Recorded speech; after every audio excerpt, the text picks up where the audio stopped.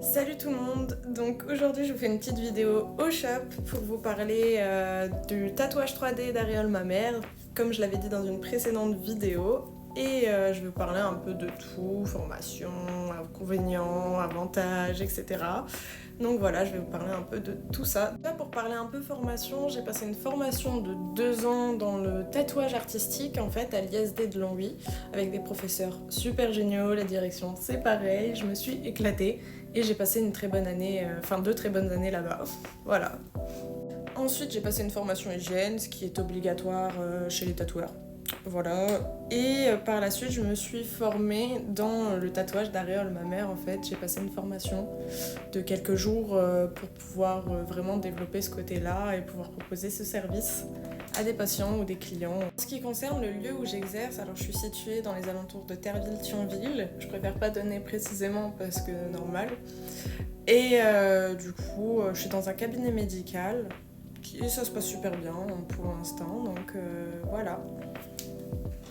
Faut quand même qu'au bout d'un moment, je me mette à parler du tatouage 3D. Alors, pour les avantages qui peuvent se trouver dans le tatouage 3D, on va surtout voir le côté où c'est à vie. Quand on se fait tatouer, c'est complètement à vie, ça reste gravé sur ton corps et c'est bien comparé au microdermal où ça dure entre 3 et 5 ans. Après, au niveau des autres avantages, il y a le côté où en fait, le réalisme est plus poussé. On a des encres maintenant qui nous permettent d'aller vraiment très très loin dans le réalisme et même on peut faire des mélanges super propres, etc. Au niveau des inconvénients, ça reste la douleur d'un tatou, donc je suis en train de voir avec des dermatologues ce qui pourrait être fait éventuellement pour limiter la douleur d'un tatouage.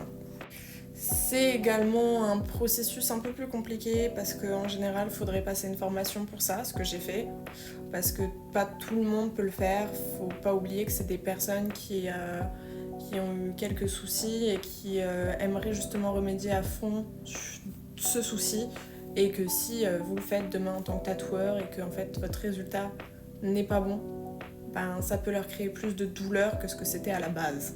Maintenant, comment je vais faire pour que tout se passe très bien? Alors déjà, commencer par un premier rendez-vous. Un premier rendez-vous avec moi où on discute, on met les choses à place, que les personnes veulent, la façon dans laquelle ils le veulent, donc vraiment mettre en détail, ainsi que donner des prospectus pour que la personne ait le temps de réfléchir. Voilà, qu'elle se dise, écoute, je vais faire ça, ou au final, non, je ne veux pas faire ça.